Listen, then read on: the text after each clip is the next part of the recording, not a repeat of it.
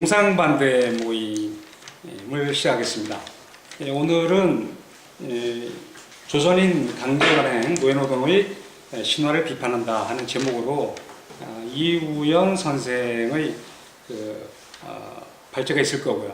앞서서 제가 동상반대 모임 개요를 간단하게 설명드리겠습니다. 저는 한국인권뉴스를 운영하고 있는 최덕효입니다. 동상반대 모임을 함께 참여하고 있습니다. 먼저 여는 말씀을 드리는 이유는 동상반대 모임은 예전에 강제징용 노동자상 건립을 반대하는 모임입니다. 이름을 바꿨어요. 그래서 좀 철학적으로는 우상을 반대하는 의미죠. 한국 사회는 적대적인 전선 아래 대리전을 벌이고 있어요. 한 팀은 어떤 동상, 한 팀은 또 어떤 동상을 내세우고 각각의 이 나라의 주권자들은 타자가 되어서 소외된 가운데 동상을 놓고 싸우고 있습니다. 전 세계사에 전무후무한 그런 게임을 벌이고 있는 그런 상황을 우리는 매일매일 목격하고 있습니다. 그래서 원래 선의의 동상은 있을 수 있죠. 역사상의 위대한 인물들이나 그와 별개로 한국 사회의 근간을 이루고 있는 그런 정권의 실세들, 그 사람들이 일제치하에서 어떤 행동을 했는가를 중심으로 권력에 대한 적대적인 전선이 현재까지도 이루어지고 있습니다. 해서 이른바 친일파 정권이라고 규정된 사람들을 향해서 그 반대편에서는 어떤 논리를 가지고 있고요. 또 그 반대쪽에서는 그러니까 이른바 반공 이데올로기를 가지고 적대적인 전선을 취하고 있어요. 이런 상황 속에서 한국 사회는 하루도 편을 날이 없는 다이나믹 코리아입니다. 네. 이런 사회에 살고 있어요. 참 힘든 사회입니다. 이런 상황 속에서 얼마 전에 민주노총, 한국노총이 북한의 조선직업총동맹과 대화를 통해서 평양에 오는 5월 1일인가요? 강제징용 노동자상을 건립하겠다. 네, 이러한 발표를 한 바 있습니다. 잘 아시겠지만 이 징용 노동자상 외에도 한국 사회는 앞서서 일본군 위안부 소녀상이라 그러죠. 그 소녀상이 전국적으로 이미 100개에 육박할 정도로 되어 있고요. 미니어처 소녀상이 또 100개 이상 각각 학교에 배포된 그런 상황입니다. 21세기를 살아가면서 우리가 지금 동상에 연연해서 이런 엄청난 일을 벌이고 있는데 남북 지금 화해 국면을 맞이해서 또 하나의 동상 시나리오가 전개되고 있는 거예요. 네. 잘 아시겠지만 남북한 공이 위안부 같은 경우에는 남쪽이 239명, 북한이 218명, 도합 457명입니다. 이게 정부에서 남북한 당국에서 이건 등록받은 숫자예요. 그런데 20만에 달하는 14세 소녀들이 끌려간 걸로 그렇게 우리는 언론을 통해서 알려지고 있습니다. 아울러 군함도 영화를 계기로 여러분들이 아시겠지만 실제 군함도 광고에 등장하는 징용 노동자들이 일본인이었다 하는 사실이 명백하게 드러났습니다. 하시마 도민회에서 그 자료가 나왔고요. 그리고 한국의 군함도 영화사 측에서 실제로 본인들이 인정했습니다. 그럼에도 불구하고 잘못된 일본인들을 지금 모델로 한 징용 노동자 상이 곳곳에 설치되고 있는 그런 어처구니 없는 상황이 벌어지고 있습니다. 우리는 이러한 명백한 역사적 사실 앞에서 철진한 민족주의를 가지고 마치 그 동상에 추종을 하면 애국자고 그 동상을 문제 삼으면 마치 무슨 친일파 같은 이러한 그 담론 아닌 담론이죠. 낙인 찍기. 이러한 상황에서 이제 좀 벗어나야 되겠다 하는 측면에서 동상반대 모임은 역사적인 팩트를 중심으로 널리 알리고자 하는 그런 시민 모임입니다. 그래서 뭐 혹자들은 그렇게 생각할 수 있어요. 여기에 뭐 등장하는 인물이 어디 소속이니까 어느 우파냐 좌파냐 뭐 이런 그 섣부른 판단할 수 있어요. 우린 전혀 그런 게 아니고 여러분들이 여기에 좀 참가한 분들 몇 면을 보면 어떤 분은 기존의 관념으로 보면 오른쪽일 수 있어요. 그리고 어떤 분은 또 왼쪽일 수 있어요. 근데 사실상 우리는 그 선을 넘어서 경계를 넘은 사람들의 모임입니다. 앞으로 여러분들에게 역사적 실체를 밝히는 일에 함께 그렇게 하도록 노력을 하겠습니다. 네.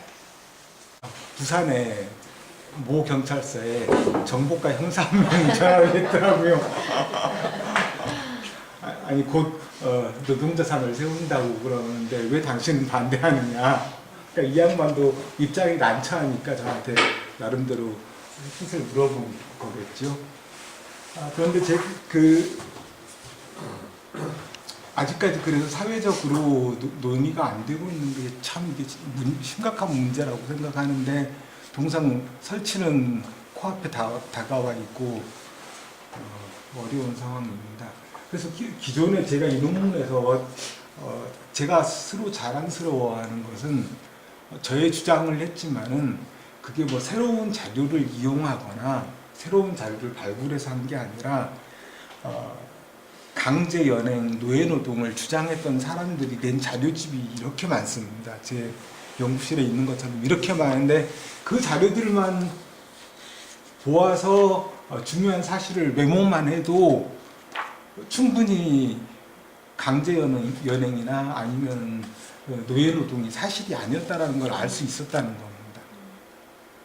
그래서 첫 번째로는 이 논문에서 말씀드렸던 거는 첫 번째로는 무슨 전시통에 그 현금이 흘러넘치는 판에 굳이 일본인하고 조선인 사이에 임금 격차가 임금을 민족적으로 차별했을 것 같지도 않은데 실제로 자료를 보면 그렇지도 않았다는 겁니다. 물론 그 자료는 앞서 말씀드린 노예노동을 주장했던 박정식 선생이나 하야시 이다이 선생이나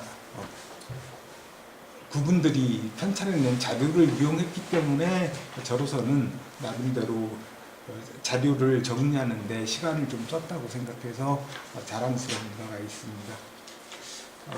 그리고 이 논문에서 두 번째 주장하는 바는 많은 사람들이 예를 들어서 노무현 정권하에서 약 2천만 원씩의 보상을 받을 때 그 근거가 되었던 것이 첫 번째로는 임금이 없었다는 거고 두 번째로는 있었다 하더라도 그거는 그야말로 이 빵 하나 사 먹으면 다 떨어져 나갈 돈이다. 뭐 이런 주장이었는데요. 우선 말이 안 되는 것은 무슨 노예가 나가서 빵을 사 먹어요. 이것부터가 말이 안 되는데 월급으로 받은 것은 지극히 소액이었다 하는데 또 마찬가지로 그 강제연행론을 주장하는 분들이 낸 그 자료를 보면은 1939년부터 1945년까지 적어도 임금의 40% 이상을 저금이나 그 연금이나를 제외하고도 공제하고도 식대도 공제하고도 40% 이상을 받아서 그 돈으로 한국으로 조선으로 송금을 하든지 자기가 아니면 자기가 그 술을 사 먹든지 위안소회를 가든지 그렇게 할 수 있었다는 겁니다. 물론 거기에서 공제되는 금액 중에 중요한 게 바로 저축인데요. 그 저축이나 아니면 적립금, 지금하고 마찬가지입니다만 특히 적립금 같은 경우에는 노동자가 내면은 회사도 같이 되는 거죠. 그 액수를.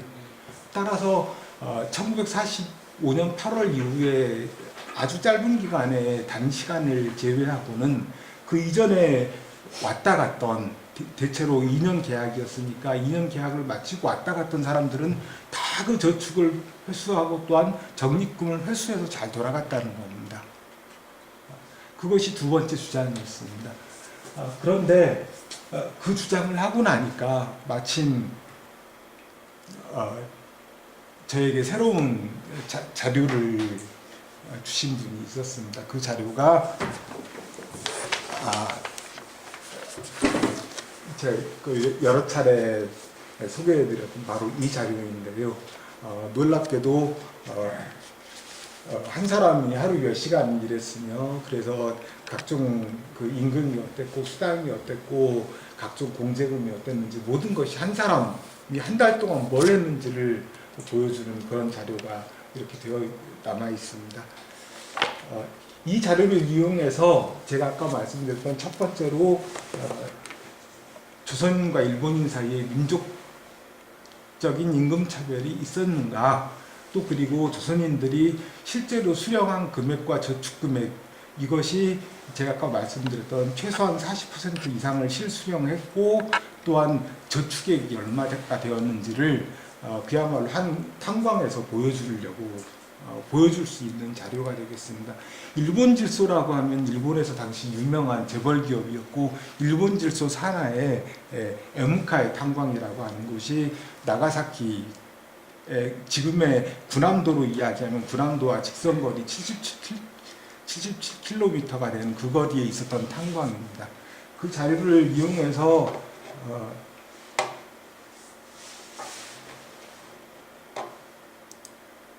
여기 있는 모든 자료를 입력하면 예를 들어서 이렇습니다. 1년 번호부터 시작해서 120명에 해당되는데요. 그 중에서 쭉 가면은 보시는 것처럼 제가 입력한 것이 입력하거나 중간에 조제해서 만든 것이 CQ까지 가니까 24 곱하기 3하면 대략 한 사람당 70개는 안 되겠고 맞죠? 그런 다음에 이거를 120명에 대해서 모두 했으니까 70개가 아니라 700개인가요? 여하튼 간에 이걸 했습니다. 이걸 해가지고 나온 결과가 오늘 여러분들한테 나눠드린 그 PPT로 나눠드린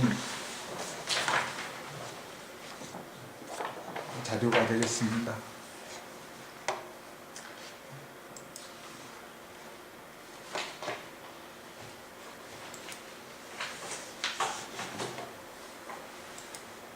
그래서 일단 여러분들이 잘 아시는 사항은 빼고 이번에 새롭게 발견된 사항 결론부터 말씀드리면은, 첫 번째로는 그 산술적인 의미에서도 또한 통계학적인 의미에서도 통계학적인 방법을 이용하여 보았을 때도 최소한 이 사례에서는 임금차별이, 민족 간 임금차별이 있었다는 증거가 통계학적으로 확인되지 않는다는 것입니다.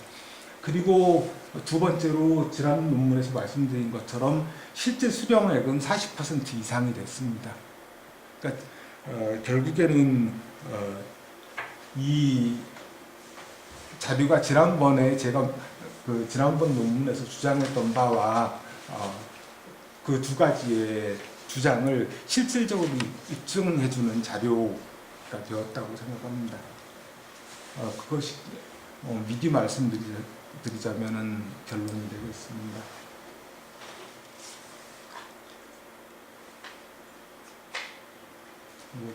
다 아시는 이야기는 넘어가겠습니다.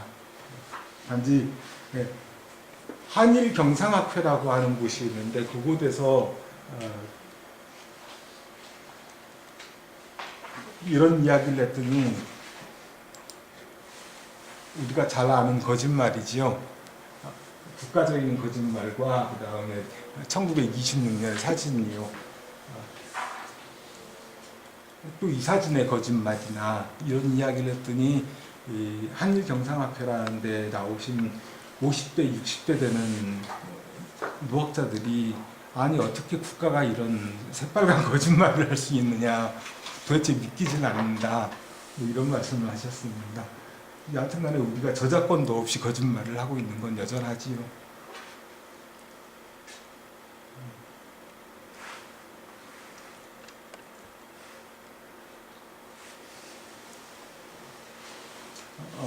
말씀드렸던 것처럼 한국인들은 마치 일본이 전쟁을 할 때 노무동원에서 대단히 큰 기여를 한 것처럼 생각하지만 실제로 보면 지금 보시는 것처럼 전체 노무동원의 6%밖에 기여를 못했습니다. 이걸 어떻게 평가할지는 좀 생각해 봐야 되겠습니다만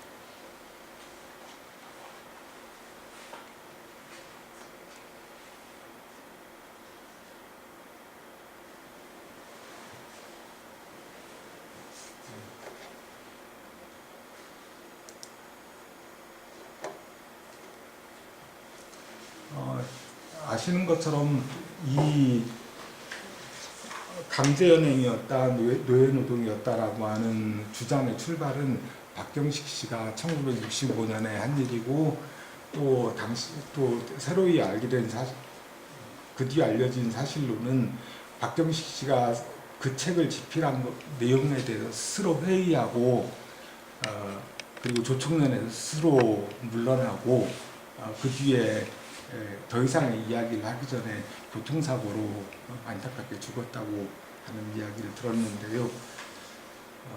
자세히는 모르겠습니다만은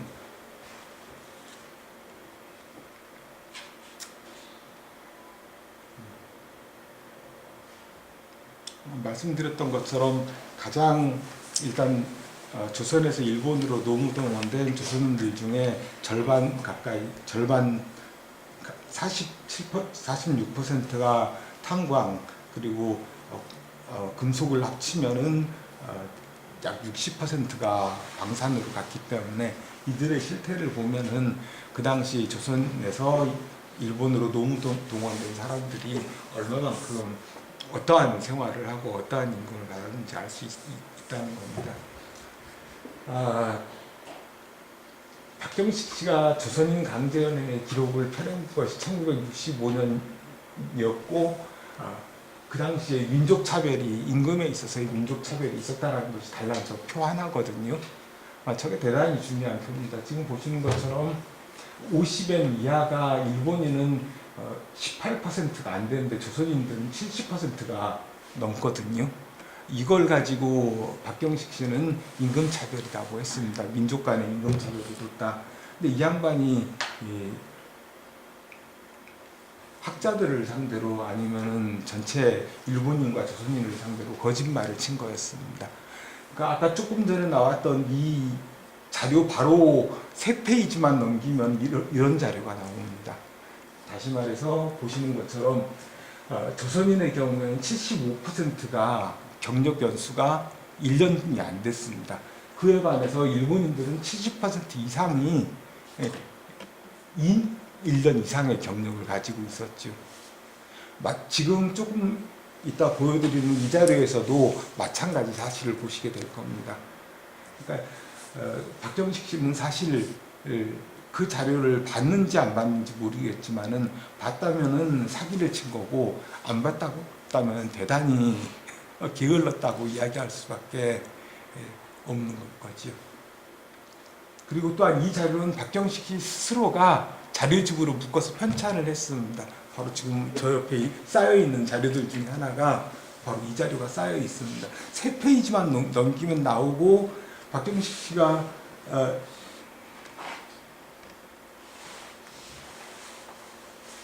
이 주장하는 두 줄 밑에는 어떤 내용이 있냐면은 E탄광, ABCD E탄광하고 I탄광에서는 조선인의 임금이 일본인들의 90% 내외다라는 게 나옵니다.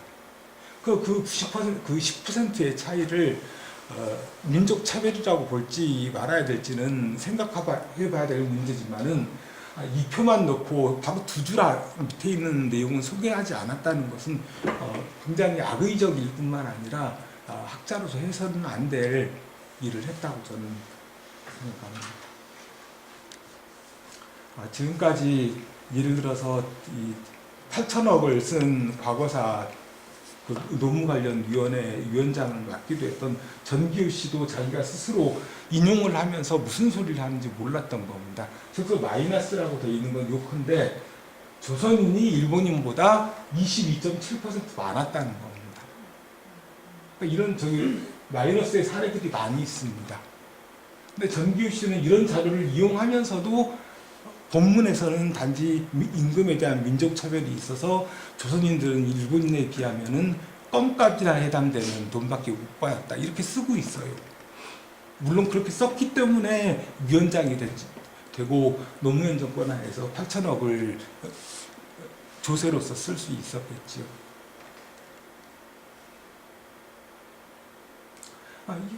그거에 대해서 굉장히 기분 나쁜 것 중에 하나가 조선인보다도 일본인들이 일본의 학자들이 우리를 동정한다는 거예요. 아까 말씀드렸던 하야시 에이다이나 아니면은 다케우치나 지금은 좀 입장이 달라졌습니다만은 그분이나 예를 들어서 이런 자료를 자기 스스로 제시하거든요. 지금 보면 임금 격차가 불과 2.9%거나 아니면 제로거나 많을 경우에 4.9%라는 겁니다. 이런 자료를 자기 스스로도 제기하면서 임금에 대해서 민족차별이 있었다, 조선인을 노예노동시켰다 이렇게 이야기를 한다는 겁니다. 마찬가지로 나가사와 슈 아까 말씀드렸던 그 사람이고 도쿄대학의 유명한 교수도 최근에 한국어로 번역된 책에서 책의 제목이 조선인 강제 연행입니다. 예. 직접 말씀드리지는 않겠습니다만 전 일본인들한테 이런 동정을 받을 필요가 없다고 생각하는 것이 아니 우리 조상들이 민족차별을 당하면서 가만히 당하면서 살 조상들도 아니었잖아요. 조선인들이 얼마나 뻣뻣한데 그러니까 이런 사람들의 동정 없이도 사실만 밝히면은 끝나는데 왜 일본의 학자들이 아직까지도 이런 소리를 하고 있는지 모르겠다는 겁니다. 이 표가 중요한데요. 여기저기 나온 자료들을 끌어모아 보면은 저렇다는 겁니다. 저 자료가 다 아까 말씀드렸던 강제 연행자들에 의해서 발간된 자료들을 모아놓으면은 최소한 40% 이상이 본인 손에 들어갔고 그 다음에 그 저축된 금액이 얼마만큼 있었고 그것이 일관성이 있다는 것을 알 수가 있습니다. 그 점에서 보면 우리나라나 일본의 강제 연행 노예노동인자들은 대단히 게을렀던 겁니다. 자기들이 발간해낸 자료 속에 무슨 내용이 있는 것조차도 체크를 안 했던 거지요.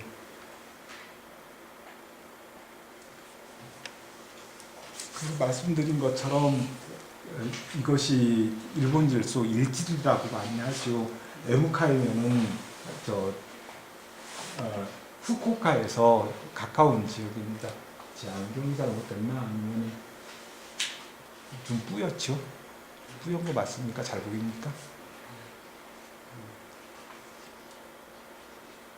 이게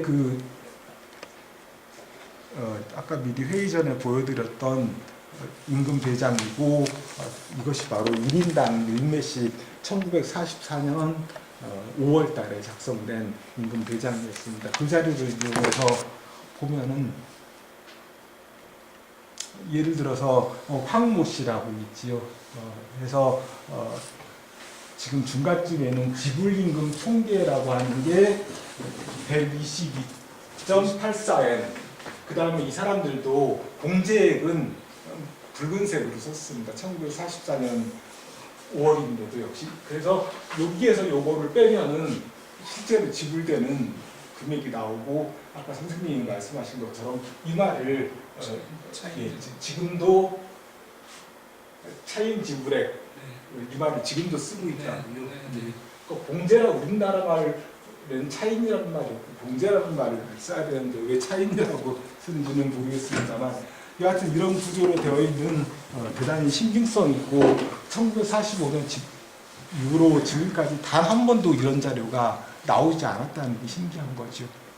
물론 뭐 많은 자료가 있었겠습니다만 그 당시 사람들은 별 쓸모없다고 해서 폐기했는데 오로지 이 자료가 일본의 저명 국립대학에 기증되어 있어서 남았던 겁니다.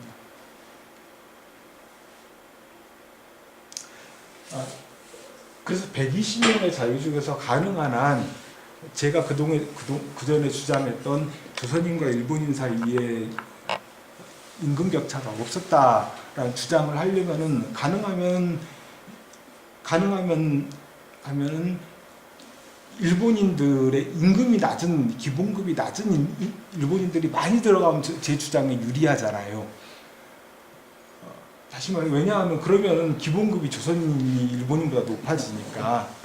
하지만 저는 그렇게 하지 않고 여자라거나 아니면 단기 근무하는 사람이라거나 아니면 신체적으로 병역자로 보이는 사람이라거나 이런 사람들을 전부 제외했다는 겁니다. 제외해놓고 보니까 결국에는 일본인 66명 중에서 36명밖에 안 남았어요. 그리고 이 사람들의 기본급을 보면은 10시간 기본급을 보면은 지금 보시는 것처럼 앞으로의 모든 그래프가 다 이런데 조선인들의 경우에는 저렇게 앞부분이 풀로 배가 튀어나오고 일본인들의 경우에는 평탄한 모습인데 저 선이 평탄하다는 것은 분포가 고르다라는 이야기가 되겠습니다.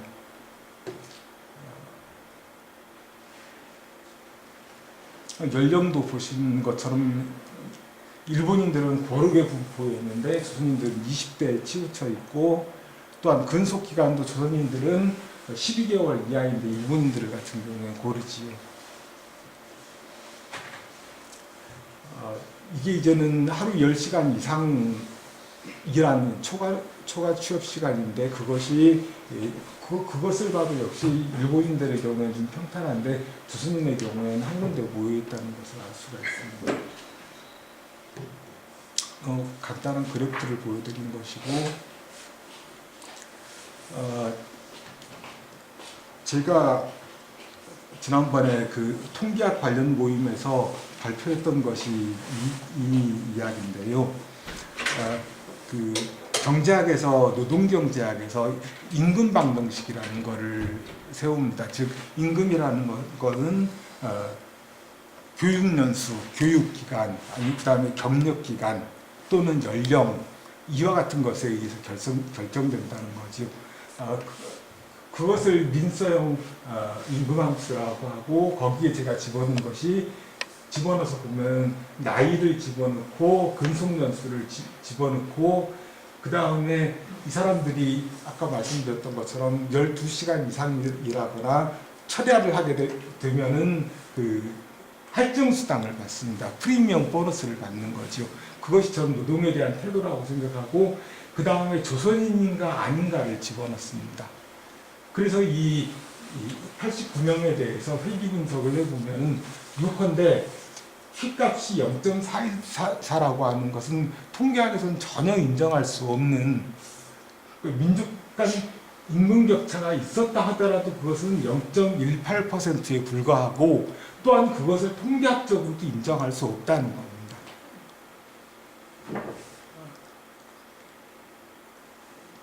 하지만 이 정도로는 설득이 안 될 것 같아서 민족 간 임금 격차나 미국에서의 민족 간 임금 격차나 아니면은 미국이나 유럽에서의 성별 임금 격차를 따져서 얼마만큼이 이 사람들이 예를 들어서 히스패닉들이 얼마만큼 교육을 덜 받아서 임금이 낮았고 얼마만큼이 민족 차별이었는지 이것을 구분할 수 있는 통계학적인 모델이 있습니다. 우리나라에서도 대단히 많은 학자들이 사용하고 있는 것인데요. 그거를 블린더 오아카 그 격차분의 모형이라고 하는데 그것으로 봐도 통계학적으로 전혀 인위적인 임금 격차가 있었다고 볼 수가 없다는 겁니다.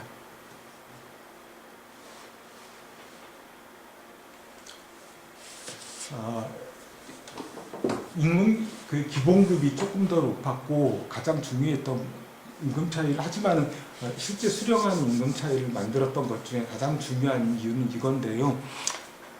일을 많이 했습니다. 일하는 시간이 많았어요.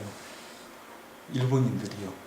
근데 이거에 대해서 그 지난번에 발표할 때도 그랬고 경제학자들은 이렇게 이야기할 수 있거든요. 아니 초과 노동을 할 수 있는 기회를 더 일본인들한테 많이 준 거 아니냐, 그렇게 볼 수가 있습니다.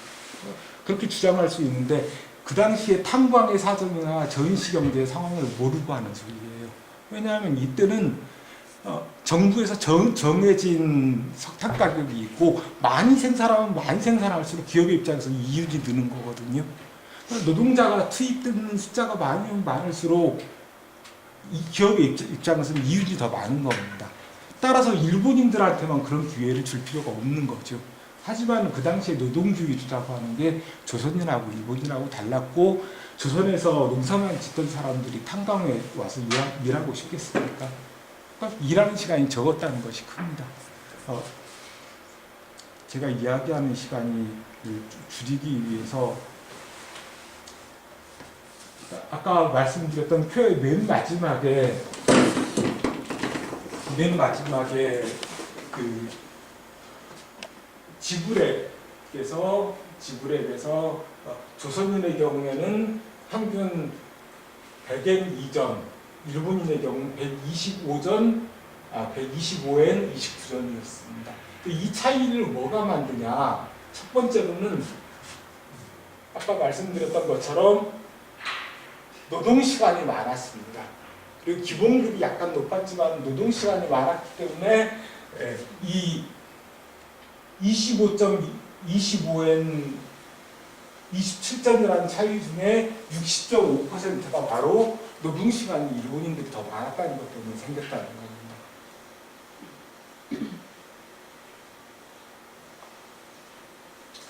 그 다음에 가족수당이 중요했고, 가족수당이 10엔 가까이 되는데요. 다시 말해서 조선인들은 가족을 데리고 오지 않은 경우가 많았을 대부분이었으니까 그것으로 인한 차이가 이 정도로 다른 겁니다.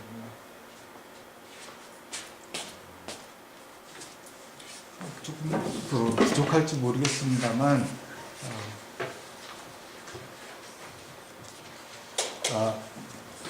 지금까지 많이 알려진 사실은 조선인하고 조선인들은 거의 손에 쥐는 돈이 없었다고 했는데 그 가장 중요한 이유로 들었던 게 저금이나 적립금이었거든요. 적립금이라고 하면 퇴직 적립금이 있고 또 이 안에는 그 연금, 지금의 국민연금에 연금보험에 해당되는 그 당시에는 그것이 있었습니다. 근데 지금 보시는 것처럼 공제되는 금액 중에서 지금까지 가장 중요하게 여겨왔던 것은 이 저금이었었는데 실제로 보면은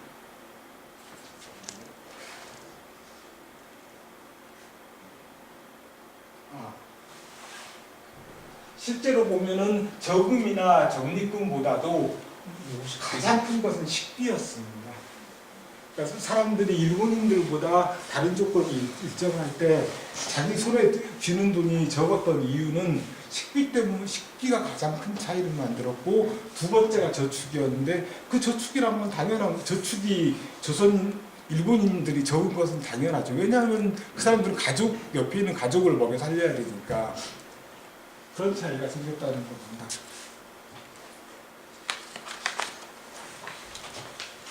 그래서 받게 되는 금액의 차이도 지금 보시는 것처럼, 아까 말씀드렸던 것처럼 조선인들은 여기에 몰려있지만 일본인들의 경우에 이렇게 평탄한 모습을 보이고 있습니다.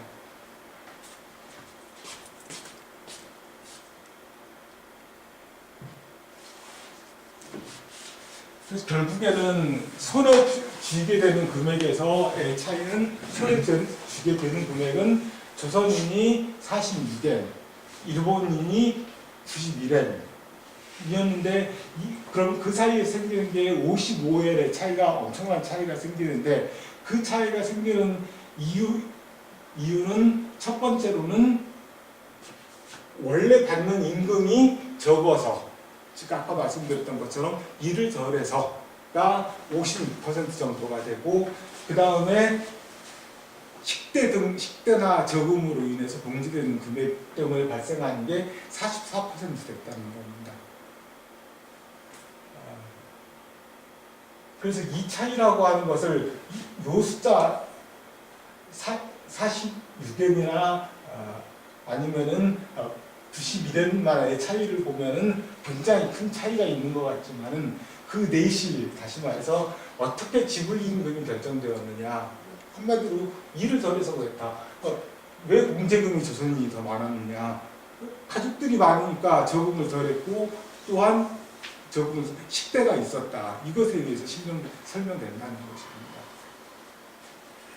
결국에는 지금까지의 결과를 요약하면은 여기서도 보는 것처럼 역시 제도적인, 그러니까 조선인과 일본인 사이에 계획적이고 조직적인 임금차별이라는 건 시당초 없었다는 겁니다. 쉽게 이야기해서 이 공장이나 탄광에서 현금이 넘쳐나는데 뭐하러 그런 짓 하냐는 거죠. 두 번째로 최소한 40% 이상을 자신들이 처분할 수 있었다라고 이야기했던 그 주장 역시도 이 자료에 의하면 증명이 된다는 것입니다.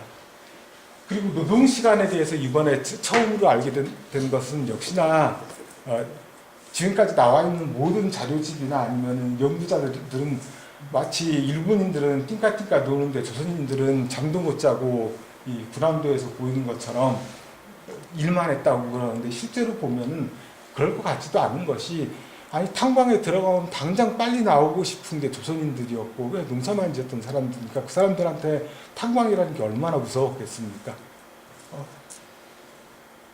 그리고 또한 근로윤리가 우리나라 사람들하고 그 당시 일본인들하고 달랐던 거죠. 또한 가족이 있고, 그래서 그 당시에 조선인들이 일본인들보다 노동시간이 더 많았다라고, 조선인이 더 많았다고 이야기하는 것은 아무래도 이건 그 당시 시대에 대한 이미지와도 안 맞고 조선시대의 이미지와도 안 맞다는 겁니다. 그리고 두 번째, 그동안은 강제저축을 중요시 여겨왔는데 강제저축이 과연 중요했나? 미리 하나 말씀드리자면 강제저축의 형태는 모든 나라, 미국이나 영국이나 독일이나 일본이나 이태리나 다 있었어요. 전쟁할 때는 인플레를 막기 위해서. 일본인들에게도 마찬가지로 강제저축을 시켰고요. 그래서 이 두 가지는 제가 그 전에 이야기했던 거에서 이번 자료에서도 확인된다고 생각되고, 이 두 가지에 대해서는 제가 이번에 새롭게 발견한 사실이고, 앞으로 이 자료 이외에 자료를 또 주시는 분이 생겼습니다. 그래서 그 자료를 통해서 다시 한번 이야기를 하려고 합니다. 장시간 떠들게 돼서, 원래 이렇게 같이 토론을 하는 자리에서는 우리가 다른 분들이 같이 이야기할 수 있는 것이 좋다고 생각하게 됐는데 갑자기 모임이 잡히면서 제가 하게 되었습니다. 이상으로 마치겠습니다.